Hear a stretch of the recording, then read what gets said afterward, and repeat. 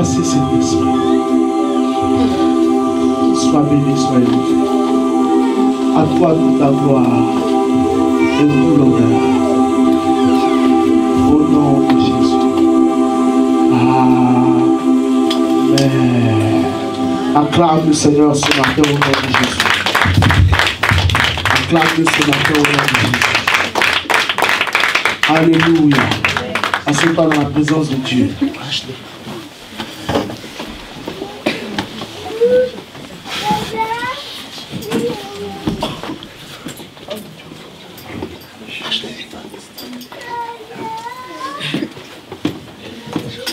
Je sais qu'un jour viendra où dans les temps comme ça d'adoration, toute l'église sera couchée par terre, en train d'adorer Dieu. Amen. Je sais. Parce qu'on adore Dieu par l'Esprit. Et chacun de vous est rempli du Saint-Esprit. Parce que le dimanche dernier, vous l'avez demandé. Le Saint-Esprit va vous apprendre à l'adorer. Amen. Et cela va réussir au nom de Jésus. Avant de commencer de prêcher, d'abord soyez les bienvenus ce matin au nom de Jésus. Amen. Vous êtes beaux, belles, bien. Je veux qu'on acclame le Seigneur pour le groupe musical, pour le paradis musical. Parce que chaque dimanche, on sent qu'il y a un travail qui est fait et on nous fait avancer dans la louange, dans l'adoration. Amen. Acclame plus sérieusement au nom de Jésus. Amen. Alléluia. Vous savez, dans cette église, il y a quelque chose que je veux vous communiquer par le Saint-Esprit. C'est que la Bible dit, ne négligez pas les faibles commencements. Amen. Tout le monde ici a confiance en notre paradis musical. C'est vrai que certaines personnes qui ont déjà fréquenté des églises avant peuvent les comparer à d'autres groupes musicaux. Vous dites, ah là-bas il y a tel pianiste, là-bas il y a tel truc. Mais ce que Dieu t'a donné là, c'est ce que Dieu t'a donné. Et tu dois travailler avec ce que Dieu t'a donné. Tous les grands chants que vous voyez, on leur a fait confiance un jour. Ils ont travaillé et aujourd'hui ils sont ce qu'ils sont. Donc moi je veux que tout le monde ici fasse confiance à notre paradis musical. C'est bon? Ok. Que tout le monde ici fasse confiance à notre paradis musical. Peut-être qu'elles ne produisent pas ce que tu as l'habitude d'entendre sur YouTube, sur CD et tout. Moi, ce n'est pas mon problème. Moi, qu'est-ce qui est mon problème? C'est que quand elle chante, le Saint-Esprit est là. Amen. Tu n'as pas dit Amen. Amen. Donc on a besoin de ta confiance. Et plus tu leur feras confiance, plus tu prieras pour elle, chaque jour Dieu développera le don au nom de Jésus. Amen. Amen. Moi, je crois en la parole de Dieu. Donc je sais que si on les fait confiance, et puis on les encourage, elles vont devenir meilleures tous les jours au nom de Jésus. Amen. Donc c'est ton, dis à ton frère, c'est ton groupe musical. C'est ton groupe musical. Ne cherche pas un autre. Dis-lui, c'est ton groupe musical. Ne cherche pas un autre. Qu'est-ce qu'il y a? Ne cherche pas un autre. Dis Dieu, lève ta main, prie pour elle. Dis Seigneur, ouin-les encore plus, ouin-les encore plus. Voilà. Bénis-les au nom de Jésus. Yes. Acclame le Seigneur pour elle. C'est comme ça qu'on travaille pour Dieu. Quand on était dans la bonne maison, il n'y avait même pas de clavier. Elle chantait à sec. Après un dimanche, j'ai eu un songe. Un dimanche. J'ai vu maman en train de jouer au clavier dans le songe. Le matin, je me suis réveillé, on a un clavier à la maison. J'ai dit, tu prends le clavier, tu te débrouilles. On va avec à l'église. On a commencé là-bas avec, elle s'est débrouillée, croyons au Seigneur. Amen. Et aujourd'hui, on a un autre clavier meilleur. Et les choses sont en train de venir. C'est comme ça. Ne négligez pas les faibles commencements. Gloire à Dieu. Avant de prêcher, rapidement, nous avons eu un programme le 26 décembre. Et on a dit 2016, j'arrive. La semaine dernière, j'ai reçu 2 coups de fil. 2 bonnes nouvelles. On a dit 2016, là, c'est une année de bonnes nouvelles. J'ai reçu 2 bonnes nouvelles. La première bonne nouvelle venait d'une personne qui n'est pas de l'église, mais qui était au programme. Donc une personne extérieure. Vous vous souvenez, pendant le programme, j'ai dit par l'esprit qu'il y a une personne parmi nous qui cherchait activement un CDI. Vous vous souvenez, non? Et la dame est venue devant. C'était une des grandes sœurs de maman. Et j'ai prié pour elle. Et quand elle est retournée, le Saint-Esprit m'a dit de lui dire que le CDI est là. Qui s'en souvient encore? Amen. Elle m'a appelé en semaine là pour dire qu'elle a eu le CD. Amen. Oh. Elle a signé le contrat à durée indéterminée. Elle-même n'en revenait pas. Ta manière de dire Amen là, ça c'est Amen des gens qui ne sont pas contents. Voilà, acclame fortement le Seigneur. Et puis pense aussi à ton miracle. Donc si tu étais à ce programme là, j'attends ton coup de fil. Mon portable est ouvert. Appelle-moi pour me dire tu as fait ton miracle au nom de Jésus. Yes. Deuxième coup de fil que j'ai reçu, ça c'est une personne qui est dans l'église. Où est le micro? Où est le micro? Oya, Bangiso. Viens ma fille. Acclame le Seigneur. Sarah m'a appelé pour me donner sa bonne nouvelle. C'est pas un programme qu'on a fait par la chair, c'est par l'esprit. Amen. Amen. Ma fille, dis-nous. Dieu dit quoi? T'as vu, non? Regarde la taille. Elle dit c'est normal. Auprès de son père. Elle a mis des longs chaussures. Elle a mis des longs chaussures. Donne-nous la bonne nouvelle. Bon, je ne vais pas être longue. C'est juste que j'ai passé mon examen d'assistant de vie aux familles que j'ai réussi, c'est bon. Amen. Amen. Je vais vous apprendre une chose. Votre manière de réagir au témoignage n'est pas bonne. Vous réagissez très mal au témoignage. Quand vous lisez les Écritures, regardez comment les gens réagissent au témoignage. Quand il y a un miracle, on doit pousser des cris de joie. On doit sauter partout. Quand il y a un tel témoignage, on fait la même chose. Amen. Je ne veux plus jamais voir quelqu'un en un témoignage et puis il a assis, dit juste Amen. Bissé. Voilà. Reprends. Ça veut dire reprends. C'est dans un langage de chez nous. Voilà. J'ai dit. Donc, je disais que j'ai passé mon examen d'assistant de vie aux familles. J'ai reçu à 100%.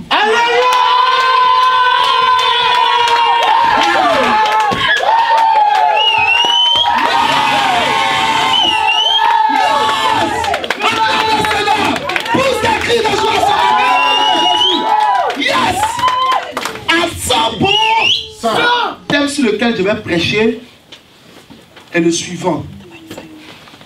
Les samedis, regardez sur Facebook. Entre 20h et 22h, le thème apparaît. Donc, comme ça, vous avez une avance. Le thème sur lequel je vais prêcher s'intitule Eutychus.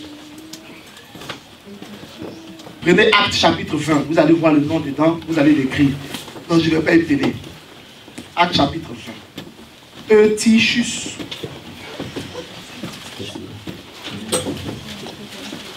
Sarah, les bonnes nouvelles ne sont pas finies. Hein.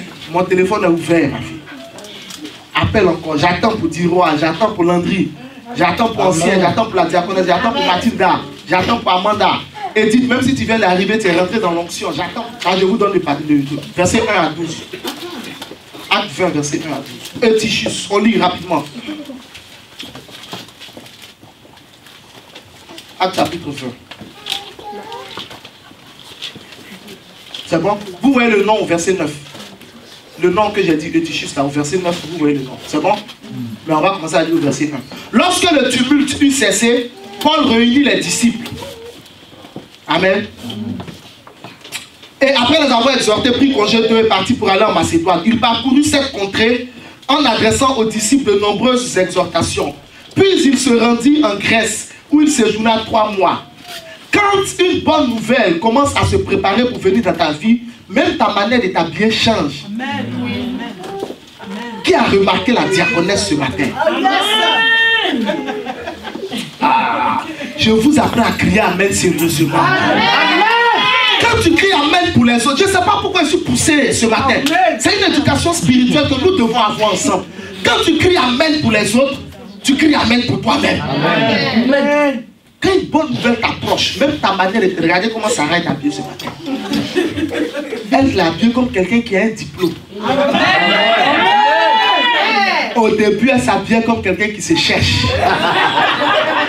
Là, elle habillée comme quelqu'un qui s'est trouvé. Amen. Ancien, tu vas veiller à ce que tu trouves une politique pour que tous les enfants qui sont en âge de bien lire aient une Bible au culte. Amen. faut que tu trouves ça. En semaine, tu me dis, on va réfléchir pour trouver le moyen de mettre à leur disposition une Bible.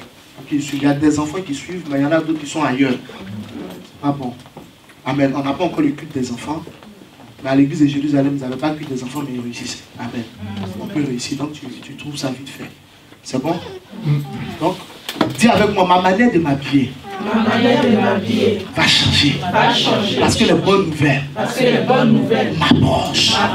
Prie le Seigneur, prie le Seigneur. Dis les bonnes nouvelles m'approchent ce matin.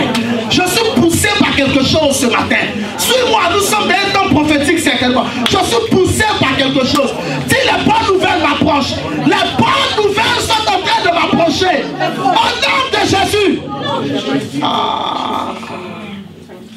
Donc, puis il se rendit en Grèce où il séjourna 3 mois. Verset 3. Il était sur le point de s'embarquer pour la Syrie. Quand les Juifs lui dressèrent des embûches, alors il s'est décidé à reprendre la route de la Macédoine. Amen. Donc on laisse ça. C'est bon? À partir du verset 6 maintenant. Regarde dans la Bible pendant que il lit. Pour nous, après les jours des pains sans levain, nous nous embarquâmes à Philippe. Et au bout de 5 jours, nous les rejoignîmes à Troas, où nous passâmes 7 jours. Le premier jour de la semaine, nous étions réunis pour rompre le pain. Paul, qui devait partir le lendemain, s'entretenait avec les disciples et il prolongea son discours jusqu'à minuit. Verset 8, il y avait beaucoup de lampes dans la chambre haute où nous étions assemblés. Verset 9, or, un jeune homme nommé Eutychus, qui était assis sur la fenêtre, s'endormit profondément pendant le long discours de Paul. Entraîné par le sommeil, il tomba du 3e étage en bas. Et quand on voulut le relever, il était mort. Amen. Amen. Mais Paul étant descendu, se pencha sur lui et le prit dans ses bras, en disant, ne vous troublez pas, car son âme est en lui. Quand il fut remonté, il rompit le pain et mangea. Et il parla longtemps encore jusqu'au jour, après quoi il partit. Le jeune homme fut ramené vivant et ce fut le sujet d'une grande consolation. C'est bon? Eutychus, c'est le nom d'un jeune homme. Amen. L'apôtre Paul est allé dans cette ville-là, n'est-ce pas, à Troas. Et puis, il était avec eux dans une chambre haute, comme ici. Vous vous souvenez du jour de la Pentecôte? Ils étaient dans une chambre haute. Amen. Comme ici. Et puis, Paul a prolongé son discours jusqu'à minuit. Alléluia. Il parlait longtemps. Pendant que Paul était en train de prêcher, pendant que Paul était en train d'enseigner, il y avait dans la même pièce un groupe de personnes qui étaient assis ensemble. Amen. Et dans la même pièce, comme ici à l'église, imaginez que ce que je suis en train de dire, c'est ici à l'église. Alléluia. Et dans la pièce, il y avait quoi? Il y avait des fenêtres. Et Paul, qui prêchait, prolongeait son discours. Son discours ne s'arrêtait pas. C'est-à-dire son enseignement ne s'arrêtait pas. Pourquoi? Parce que Paul devait rentrer le lendemain. Donc pour leur dire au revoir, et comme il ne sait pas s'ils vont se revoir, il était en train de continuer de prêcher. Et quand Paul enseignait, il y a un jeune qui s'appelait Eutychus, qui lui est allé s'asseoir au bord de la fenêtre. Donc, pendant que tout le monde est assis au centre, et il y avait beaucoup de lampes pour éclairer tout le monde, et que Paul était avec eux, lui, Eutychus, il s'est assis sur le bord de la fenêtre. Il s'est mis carrément à l'écart. Je veux que vous notiez ça très bien. Au lieu de rester au milieu de l'assemblée, Eutychus est allé s'asseoir sur le bord de la fenêtre à l'écart. Donc, Eutychus n'était pas au milieu de l'assemblée. Il entendait la parole que Paul enseignait, mais il n'était pas au milieu de l'assemblée. Ce que Paul disait arrivait à ses oreilles, mais Eutychus n'était pas au milieu de l'assemblée. Si on devait dénombrer les gens qui sont ensemble, Eutychus ne pouvait pas être associé à ceux qui sont ensemble. Ce matin, l'enseignement que je vais vous donner, c'est afin que vous sachiez pourquoi, lorsque vous venez à l'église, il n'est pas bon que vous soyez à l'écart. Alléluia. Donc, Eutychus s'est assis sur le bord de la fenêtre au lieu d'être assis au milieu de l'assemblée. Donc, vous imaginez, ici nous avons des fenêtres et un d'entre nous, pendant que moi je suis en train de prêcher, se lève et lui il s'en va s'asseoir au bord de la fenêtre. Au lieu d'être assis ici, là où il y a les chaises, là où tout est positionné, afin qu'il soit dans les meilleures conditions pour entendre la parole, de Dieu. Amen. Amen. Donc, commencez à avoir cette image d'un groupe de personnes qui marchent ensemble et d'une autre personne qui est censée faire partie de ce groupe-là, mais qui marche à côté. Quand tu vas croiser ce groupe-là, tu vas tous les saluer. Tu n'iras pas saluer celui qui est à côté jusqu'à ce qu'on te dise qu'il est avec nous.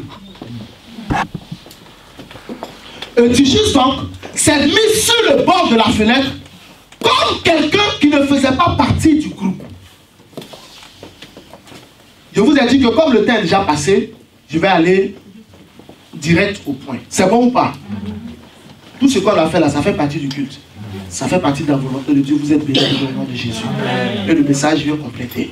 Donc, l'action de Eutychus était une erreur. C'était une grosse erreur de la part du frère. Certainement qu'Eutychus aimait Dieu. C'est pour cela qu'il était là. On ne sait pas quel est son lien de parenté avec le propriétaire de la maison. On ne sait pas. Mais quoi qu'il en soit, Eutychus était là. Mais son attitude était une grosse erreur. Le fait d'aller s'asseoir sur la fenêtre l'a mis en danger. Donc, si je viens à l'église et que je suis à l'écart, je me mets en danger. Je ne mets pas le groupe en danger, mais je me mets moi-même en danger. Je ne fais pas du mal à ceux à qui je ne m'associe pas, mais je me fais du mal à moi-même. Il y a eu trois dangers dans lesquels Eutychus est tombé. Et nous allons toucher ces trois erreurs. C'est-à-dire, l'erreur de Eutychus a enfanté quelque chose. Donc, il y a eu des conséquences par rapport à son acte qui en vérité ne ressemblait pas à quelque chose de mauvais. Mais vous savez vous-même que nous sommes engagés dans une vie spirituelle. Et tout ce qui nous concerne est spirituel. D'abord, que même tu sois chrétien ou pas, la vie est d'abord spirituelle. Comment vous pensez qu'une femme qui est mariée peut perdre son mari parce qu'une autre est allée voir un féticheur ou un spirit pour lui retirer son mari et puis ça se passe? Comment vous pouvez savoir ça? Imaginez comment ça peut réussir. Parce que la vie est d'abord spirituelle. Celui qui gagne dans le monde spirituel a vécu dans le monde physique. Ce n'est pas de l'amusement. Donc on ne gère pas sa vie seule. Amen. On va voir les conséquences de l'action de Eutychus. Je ne veux pas que vous ayez cette mentalité qui existe dans la vie de certains chrétiens. Ce sont des gens qui disent, moi je vais à l'église, j'écoute la parole de Dieu. Quand le culte finit, je rentre chez moi à la maison. Je ne suis pas dans leurs histoires de réunion de ça, comité de ça, travail dans ça. Moi je ne suis pas dans les histoires comme ça. Je m'en vais chercher mon Dieu. J'ai fini d'écouter la parole, je rentre à la maison. Je ne veux pas que dans cette assemblée, quelqu'un ou quelqu'une ait cette mentalité. Parce que cette mentalité n'enfonce que des drames. Et il faut à la fin toute la grâce et la miséricorde de Dieu pour être relevé. Il faut un prodige pour être relevé. C'est ce qui a été l'erreur de Eutychus. C'est pour cela que le Saint-Esprit a décidé de vous en parler. Parce qu'il a certainement de bons projets pour vous. Amen. Amen. Première erreur, première conséquence de l'action d'Eutychus, verset 9. Or, un jeune homme nommé Eutychus qui était assis sur la fenêtre s'endormit profondément. Pendant le long discours de Paul, première erreur, le sommeil. Sinon, première conséquence. Je préfère que vous mettiez première conséquence. Eutychus s'est assis sur le bord de la fenêtre. Il y a eu une première conséquence. La première conséquence, c'est quoi? Le sommeil. Eutychus a eu physiquement sommeil. Pour ceux qui étaient avec nous dès le début, et même à la bonne maison, j'ai donné cet enseignement sur les 7 esprits qui sont donnés à l'homme à la création. Vous pouvez retrouver cet enseignement sur la page Facebook de l'église. Vous allez sur Facebook, Église La Maison Fidèle. Les 7 esprits qui sont donnés à l'homme à la création. Et on a vu que dedans, il y a l'esprit de sommeil. Dieu nous a donné cet esprit-là, c'est lui qui nous permet de dormir. Ceux qui étaient dans l'assemblée, en train d'écouter Paul, en train d'écouter le long discours de Paul, n'ont pas eu sommeil. Mais Saul et Tychus, qui était sur le bord de la fenêtre, a eu sommeil. La première conséquence, lorsqu'on se met à l'écart, il est possible et on est susceptible de tomber sous la puissance d'un esprit qui emmènera un sommeil soit physique, soit spirituel dans notre vie. Quand je viens à l'église et que je m'assois, je cherche la place où dans les 2 chaises à côté de moi, il n'y a personne, je suis comme Tychus. Quand j'évite au maximum de faire en sorte de croiser les frères ou les sœurs, ou quand on dit, lève-toi, va avec quelqu'un, embrasse-le, et que moi je fais comme si je n'ai pas entendu. Je fais la tête comme ça, comme si j'ai bougé. Je suis comme... Dis avec moi, je suis comme Tychus.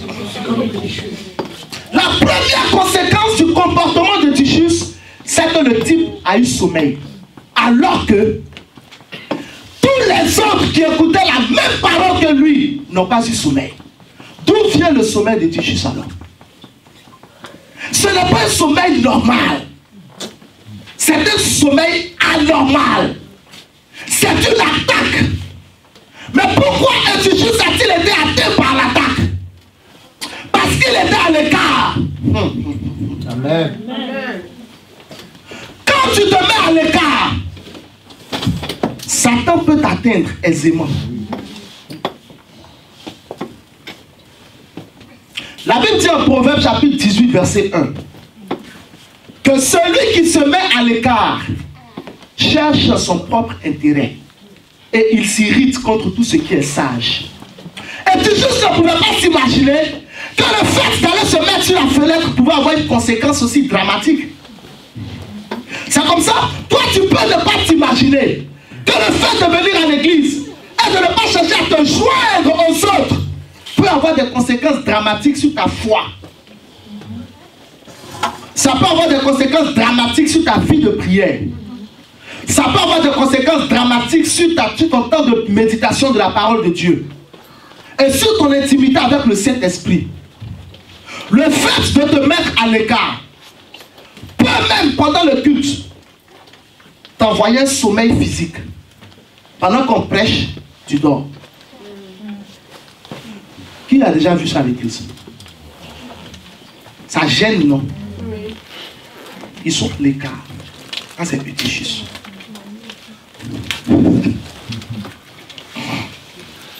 Le seul a dormi pendant que les autres crient yes, prêche. Alléluia. Oh, mais non, homme de Dieu, ton message me touche ce matin. Eux sont les seuls à avoir la force de dormir dans une chaise.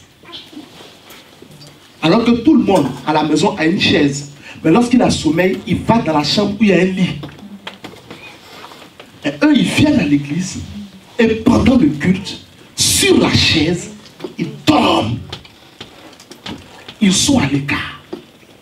Ils sont à l'écart, mais cette fois-ci, ils ne sont pas forcément à l'écart physique. Ils peuvent être à l'écart moral. Dans leur cœur, ils sont à l'écart de l'assemblée. Amen.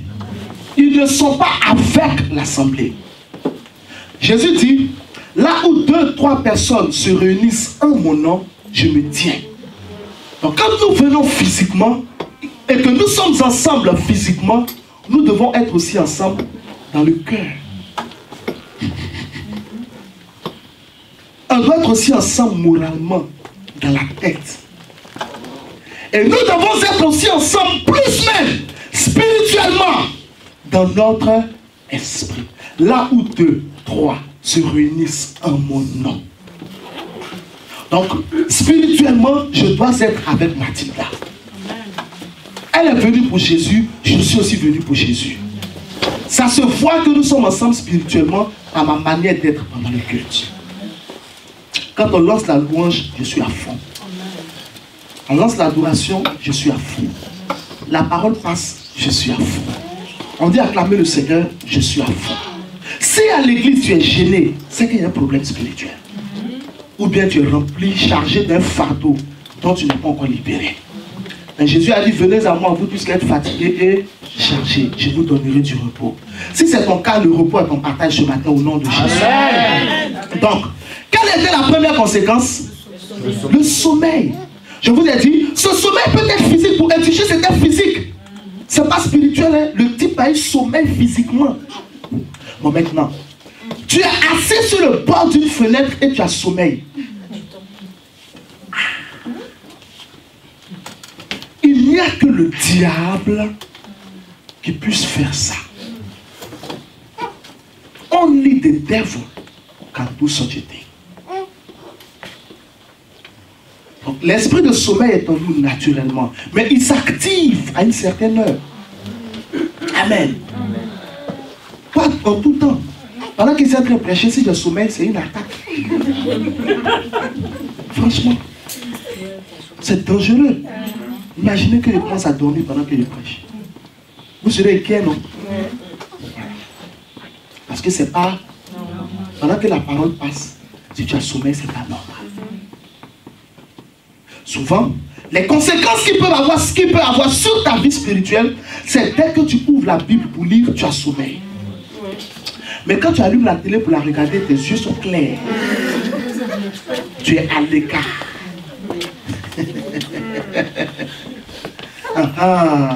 Tu réfléchis, non? Donc, il n'est pas bon pour un enfant de Dieu d'avoir cette mentalité dont j'ai parlé tout à l'heure.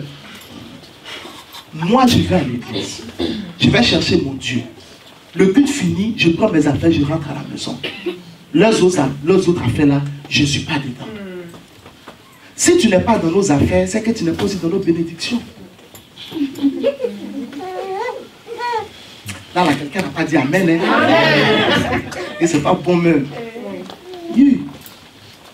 Donc quand tu pries avec nous, tu fais semblant.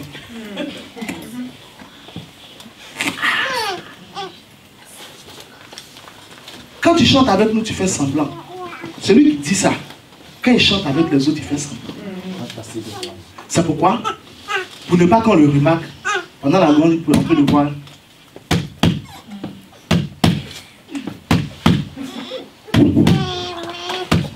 Amen. Amen.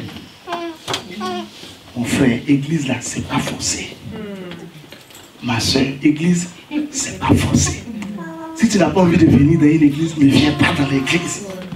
Mais ne te fais pas du mal à toi-même. Parce que tes autres frères et tes autres sœurs, assis dans la chambre haute, en train d'écouter Paul, sont en train d'être remplis du Saint-Esprit. Ils sont en train d'être revêtus aussi de la puissance du Saint-Esprit. Ils sont en train d'être mis en contact avec le royaume de Dieu. Et leur miracle sera certain.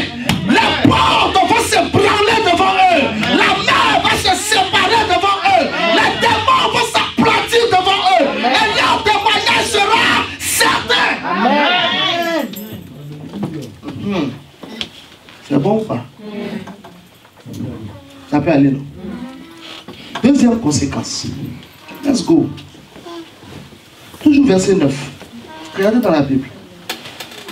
Un Titus qui était assis sur la fenêtre s'endormit profondément pendant le long discours de Paul. Deuxième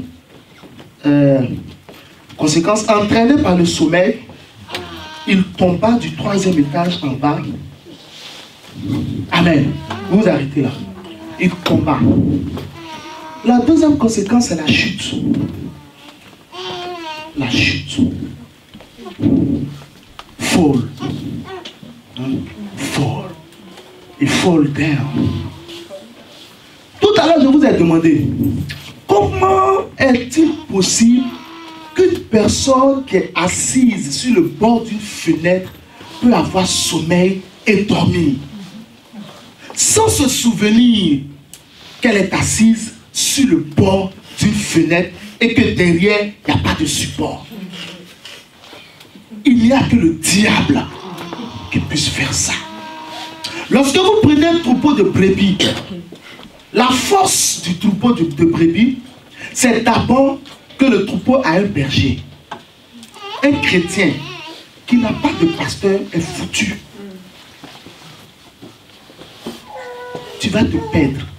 Si tu veux faire aimer Dieu, ça ne va pas suffire. Deuxième force du troupeau, c'est que toutes les brebis sont ensemble. Alors, quand le loup vient, il ne peut pas atteindre les brebis parce que toutes les brebis sont ensemble. Elles sont dans l'enclos et elles sont protégées. Mais dès que la brebis sort de l'enclos toute seule et ça va chercher de l'herbe parce qu'il est 24 heures, il faut qu'elle mange. Quand le loup la trouve, il n'intercède même pas parce qu'il sait qu'il est déjà exaucé. Il attaque et puis la dévore. Donc, c'est ce qui est arrivé à Eutychus. Normalement, vous-même, prenons un exemple. Quand tu es assis dans le train et que tu as sommeil, mais tu sais que tu descends par exemple dans 3 stations. Non, tu ne rates pas d'abord. Tu calcules. Chaque fois que tu dors, tu te réveilles un peu. Et puis tu regardes à quelle station tu es. Quand ta station arrive, tu descends.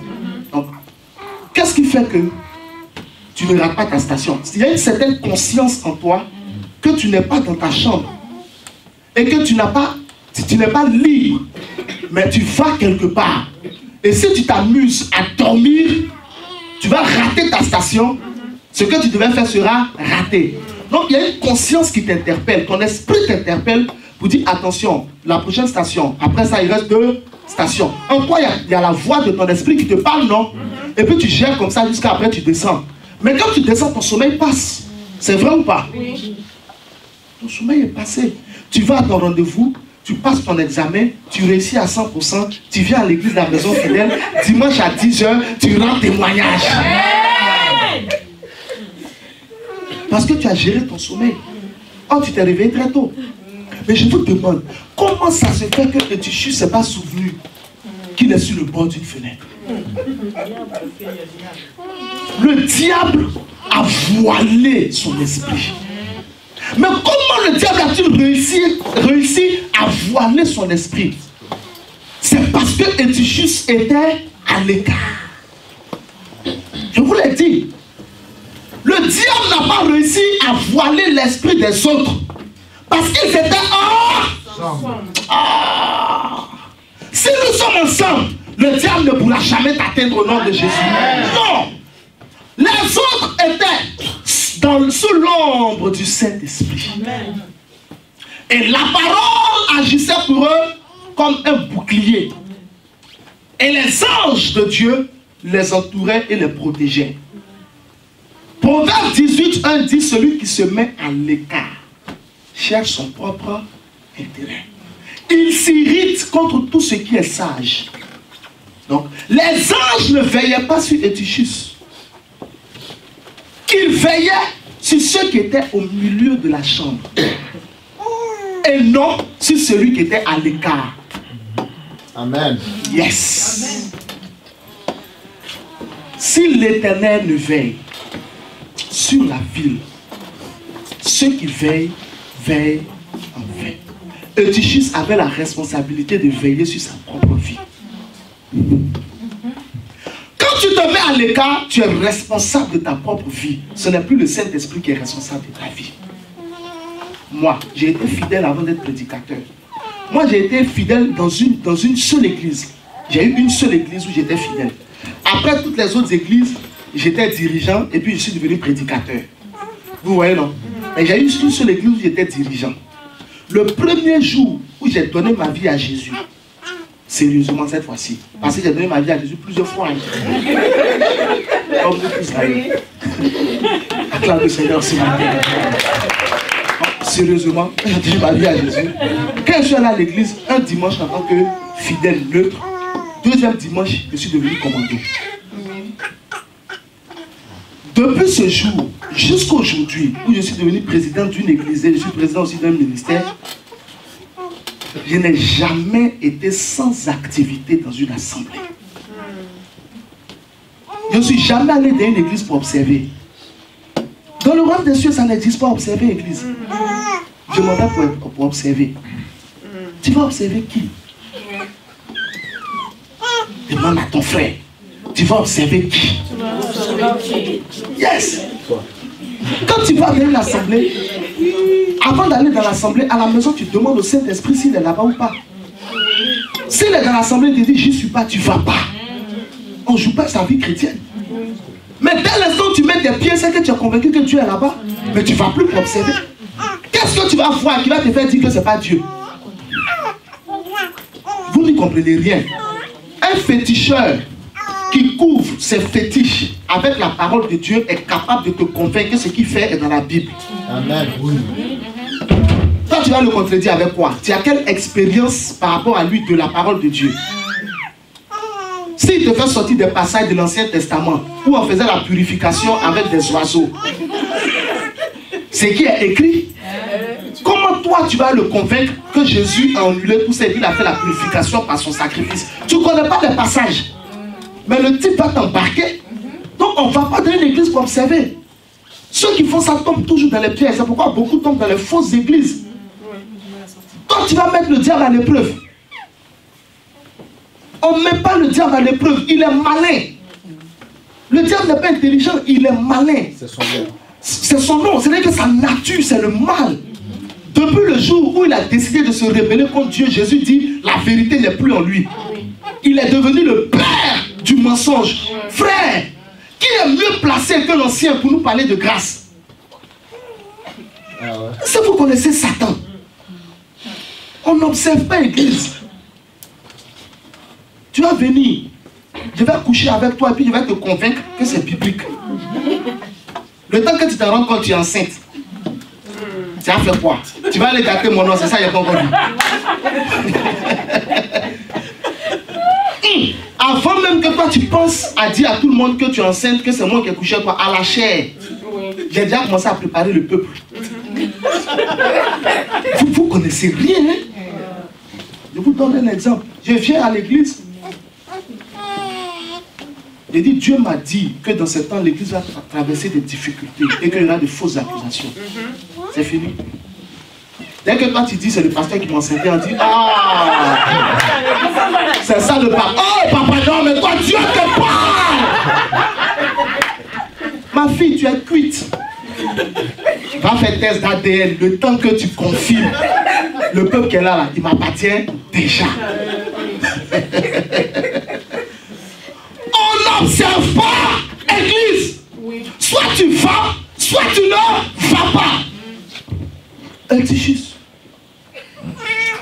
Soit tu es dans l'assemblée, soit tu n'y es pas. On observe. C'est pourquoi beaucoup aujourd'hui ont eu leur foi brisée, ont été détruits spirituellement. Parce qu'ils ne connaissent pas ça. On observe l'église. L'église, là, tu te mets à la maison. C'est pourquoi je vous ai dit dimanche dernier, si vous n'êtes pas rempli du Saint-Esprit, vous ne pourrez pas. Mais si vous êtes rempli du Saint-Esprit, vous ferez des exploits. Amen. À la maison, tu te mets à genoux, Seigneur, j'ai besoin d'être dans une assemblée. On m'a invité dans quelle assemblée? Est-ce que tu es là-bas? S'il est là-bas, il va te dire oui. Va. Quand tu vas là, tu n'observes pas. Il est là-bas, tu cherches qui? C'est pas lui que tu cherches. S'il est là-bas, tu vas observer quoi? Tu t'engages. Quand il n'est pas là-bas, il dit je n'y suis pas. Dieu, il ne va jamais te dire je suis là où il n'est pas. Je n'y suis pas. Ne va, tu ne vas pas. Même quel que soit le degré de lien de parenté avec la personne qui t'a invité, il s'agit de ta vie spirituelle. Tu vas pas. Moi, quand on m'invite pour prêcher dans une église, je demande toujours à Dieu. Je ne regarde pas l'amitié de celui qui m'a invité. Saint-Esprit, il m'a invité, tu dis quoi? Le Saint-Esprit m'a déjà dit de refuser des invitations. Ouais, un moment donné. Demandez-lui. Il y a un homme de Dieu avec qui je devais travailler. on partait. Le Seigneur m'a dit, je ne veux pas que tu travailles avec lui. C'est pas ça que je veux que tu fasses. C'était ici en France. Demandez-lui. Devant elle, j'ai pris le téléphone, il a appelé. J'ai dit, Joe, je ne peux pas venir. Il dit, mais qu'est-ce qu'il y a? Il dit, Dieu m'a dit qu'il ne veut pas que je sois avec toi. Elle est là, assise chez moi. Hey, il y a des choses avec lesquelles on ne joue pas. Il dit, ah, bon, souvent aussi, d'autres esprits peuvent parler. Il dit, hey, mon frère, moi quand Dieu me parle là, je sais, je connais sa voix. C'est lui qui m'a parlé. Il ne nous a pas appelés, toi et moi, à être en association. C'était longtemps avant que j'ouvre l'église et puis, non, c'était très longtemps avant ça. Et puis on s'est retourné, on était déjà sur la route, hein, et puis on s'est retourné, lui et moi on est restés amis. On s'est retourné, et plus tard, le plan de Dieu véritable s'est dessiné devant moi. Je ne fais pas quelque chose en fonction de l'humeur de quelqu'un. Je fais quelque chose en fonction de l'humeur de Dieu et de la conséquence que ça peut avoir sur les autres. Amen. Tu aimeras ton prochain comme toi-même. Si tu aimes ton prochain, écoute Dieu. Amen. Ne te laisse pas effrayer ou impressionner par qui que ce soit. Quand tu te mets à l'écart, c'est ce genre de conséquences-là. Tu perds le discernement des esprits. On n'observe pas l'église, mes bien-aimés. Si tu es dans une église, c'est ton église, oui. Mais si tu dois répondre, je suis en train de voir, tu n'es pas parmi nous. S'il te plaît, rentre chez toi. Parce que Jésus cherche à fonder des assemblées dans le monde entier. Pour les garder en son nom. Pour que le jour de son retour, tout le monde puisse partir. Donc si toi tu es en observation, c'est que tu es comme l'enfant qui est dans le ventre de la femme. Et puis la femme se demande si elle doit avorter ou bien elle doit le garder. J'avorte, je laisse. J'avorte, je laisse. J'avorte, je laisse. L'enfant est débile. J'avorte, je laisse. J'avorte. Parce que le père est inconséquent. Amen. Est-ce que quelqu'un comprend bien ça? Dis à ton frère, on n'observe pas l'église. Soit c'est ton église, soit c'est pas ton église.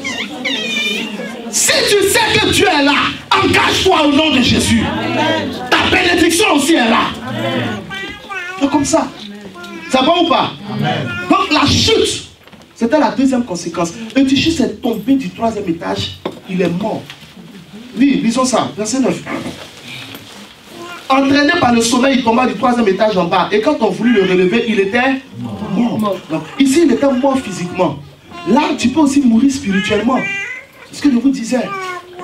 Tu peux chuter spirituellement. Perdre la foi. Toujours verset 9. Hein. Les détails sont dedans. Toi, bénis ma fille, tu te sacrifies. Oh. Mais tu arrives à suivre quand même, non? Dieu te bénisse. Il est mort. Tu peux mourir spirituellement. Chuter parce que tu es à l'écart. Tu ne vas pas comprendre. Tu vas te demander, mais je vais à l'église, pourquoi ça ne va pas quand même? C'est parce que tu es à l'écart. Tu n'es pas de l'église. Dieu veut ce matin que tu sois dans une assemblée. Amen. De tout ton esprit, de toute ton âme, de toutes tes pensées. Amen.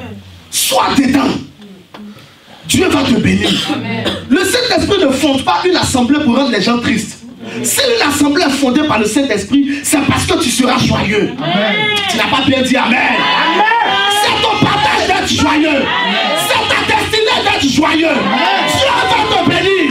Amen. Alors sois dans l'assemblée. Ne sois pas en l'écart. Engage-toi dans l'assemblée. Demande qu'est-ce que je peux faire.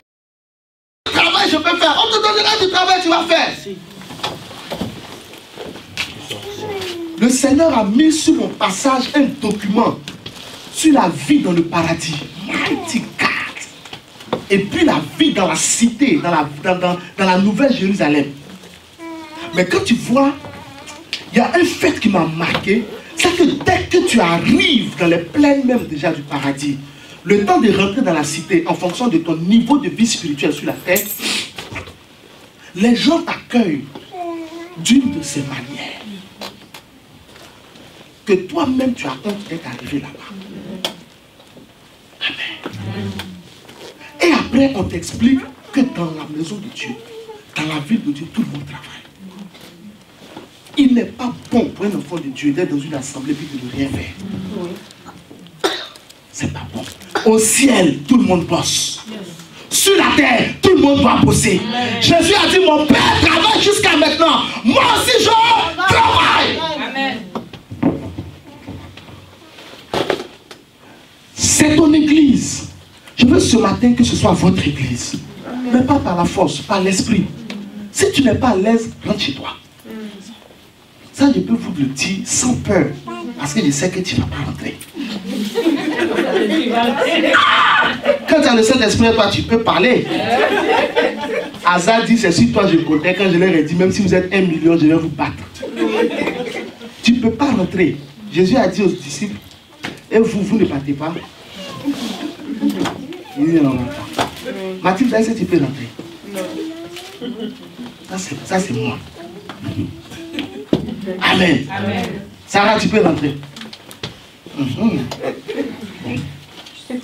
Qu'est-ce qu'ils sont en train de vous dire? Que le fait que Eutychus se soit mis à l'écart, il a eu sommeil. Un. Deuxièmement, il est tombé. Il a chuté spirituellement. C'est pourquoi vous remarquez que quand vous venez ici, rendant toute la gloire à Dieu, on vous accueille d'une manière. Que tu sois premier jour, deuxième jour. Parce qu'au ciel, c'est comme ça que ça se passe. Amen. On triche sur le ciel pour travailler sur la terre. Amen.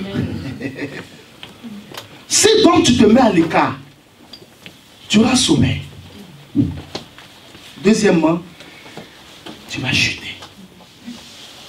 Tu vas tomber. Et tu vas mourir spirituellement. C'est pas bon. C'est pas la volonté de Dieu. C'est pas la volonté de Dieu. Ce n'est pas la volonté de Dieu.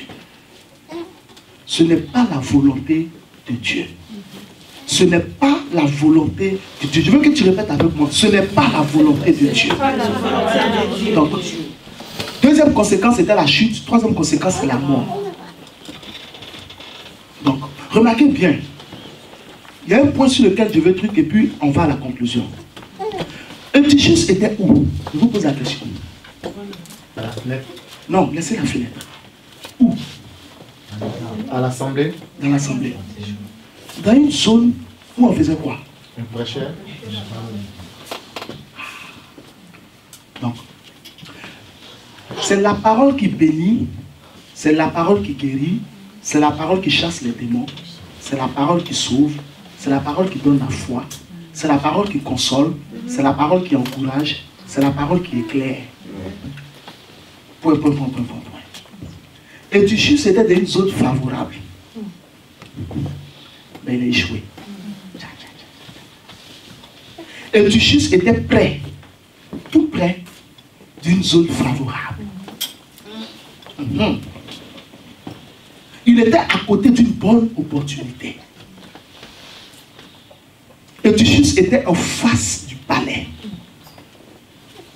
C'est comme toi, tu veux faire des affaires et puis on dit, cette association-là, ils aident des gens qui veulent commencer leurs affaires, par exemple. Et tu te retrouves dans le train avec le président de l'association. Tu sais que c'est le président de l'association, puis tu ne dis rien. Et puis il s'en va. Et puis tu viens nous raconter. Franchement, je vais appeler ton pasteur pour ta délivrance. Tu as besoin de salut. Tu n'es pas sauvé. Eutychus était près de la fontaine de la bénédiction. Là où on prêche la parole de Christ, venu en chair, mort, enseveli, ressuscité le troisième jour, qui revient nous chercher. Selon 1 Corinthiens chapitre 15, c'est là qu'il y a ton miracle. Le Saint-Esprit était au milieu d'eux. C'était la zone du miracle d'Eutychus. Mais au lieu de rentrer dans son miracle, qu'est-ce qui est arrivé à Eutychus? Il a dormi, il a chuté, et puis il est mort. D'où est venue son erreur? Il s'est mis à l'écart. Je pose la question maintenant ce matin. Qui veut se mettre à l'écart? Ah, ma fille dit pas moi. Derrière, elle dit derrière toi. Ah, j'ai entendu. Viens là. Oh, tape là, bravo, tape là. Yes. Acclame le Seigneur. Elle dit pas moi. Je repose la question. Qui veut se mettre à l'écart? Pas moi. Bien sincère. Ici, c'est chez toi. Cette église, elle ne m'appartient pas. Elle appartient à Dieu. Dieu m'a mis à la tête pour gérer l'église. c'est chez toi. Nous faisons l'œuvre du Père. Nous nous préparons à la vie dans le ciel. Même si tu es de passage, ton passage là, soit à fond dedans. Amen. Pour prendre ta part. Pour prendre ta part. Amen. Et puis quand tu t'en vas, tu t'en vas charger, béni. C'est-à-dire que tu montes seulement. Quel est notre credo ici? La maison fidèle. Toujours plus haut. Yes. C'est j'allais toujours plus haut. Toujours plus haut. Amen. Soyez donc les bienvenus dans votre assemblée. Ne sois pas Eutychus. Maintenant, dernier point qui est la conclusion. Qui est une bonne conclusion quand même. Hein. Verset 10. Mais Paul étant descendu se pencha sur lui et le prit dans ses bras en disant: ne vous troublez pas car son âme est en lui. Quand il fut remonté, il rompit le pain et mangea. Il parla longtemps encore jusqu'au jour. Après quand il est parti, pardonnez-moi 2 minutes. Je vais expliquer quelque chose. Quand Eutychus est mort là, est-ce que l'œuvre s'est arrêtée? Paul a continué de parler. Hein.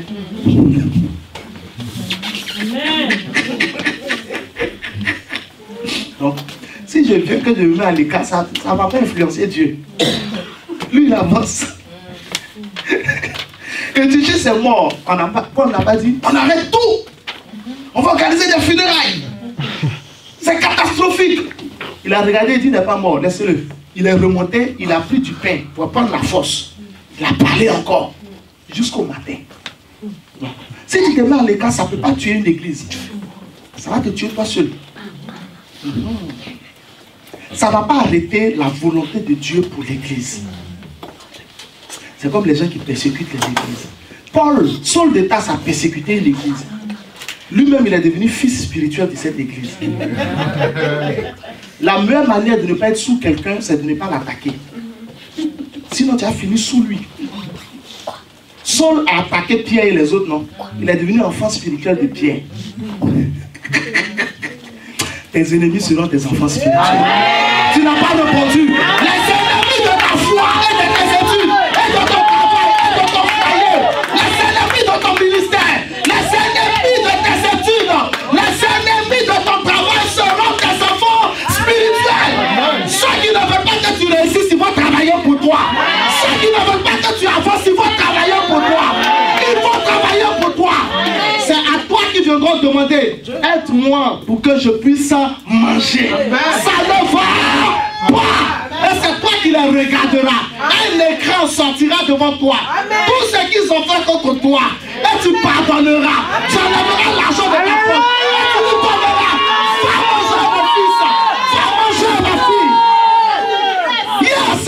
Yes. On ne peut rien contre quelqu'un qui est rempli du Saint-Esprit et qui est envoyé par le Saint-Esprit. Conclusion de ce message. Est-ce que tu apprends quelque chose ce matin? Amen. Conclusion de ce message, verset 12. Le jeune homme fut ramené vivant et ce fut le sujet d'une grande consolation. La conclusion, c'est la miséricorde de Dieu. Amen. Amen. Regardez dans Actes chapitre 2, verset 44, la Bible dit que l'église était une seule âme. Tous ceux qui partaient à l'église de Jérusalem, c'était une seule âme, un seul cœur. Soyons une seule âme, un seul cœur. Vous allez voir les miracles que Dieu va faire. Amen. Je vous le dis en vérité. Amen. Le Seigneur est là. Amen. Amen. Donc, la conclusion, c'est la miséricorde de Dieu. Donc, si peut-être tu es au milieu de nous, ou même tu connais des personnes qui sont tombées sous ce poids du diable et sous ce syndrome de rester à la maison, la miséricorde de Dieu est disponible pour relever quelqu'un qui est tombé. Amen. Eutychus a été ressuscité d'entre les morts. Si ta vie spirituelle était tombée, le Saint-Esprit peut te ressusciter. Amen. Il peut te sortir de là. Amen. Amen. Si à force de te mettre à l'écart, tu avais le sommeil, le Saint-Esprit est prêt à renouveler ta vie chrétienne. Amen. Jésus. Il est prêt à renouveler ta vie de prière, prêt à renouveler ta foi et tout ce qui te concerne. Tout ce que tu avais perdu, Dieu est prêt à te le redonner. Amen. Si même tu avais connu de mauvais endroits où tu étais allé chercher Dieu et malheureusement tu n'avais pas rencontré Dieu, ce matin au nom de Jésus, je te le dis, le Seigneur est prêt à te redonner ce que tu avais perdu. Amen. Il restaurera ta vie au nom de Jésus. Amen. Dans le livre d'Apocalypse, il dit: je ferai de toutes choses, je ferai des choses nouvelles. Je ferai des choses nouvelles. Dieu fera des choses nouvelles pour ton entendement. Dieu fera des choses nouvelles pour ta mémoire. Il n'y aura plus dans ta mémoire que les mauvais souvenirs. Mais Dieu donnera à ta mémoire les bonnes nouvelles. À toi de ne plus jamais te mettre à l'écart. Parce que tu as un héritage à prendre.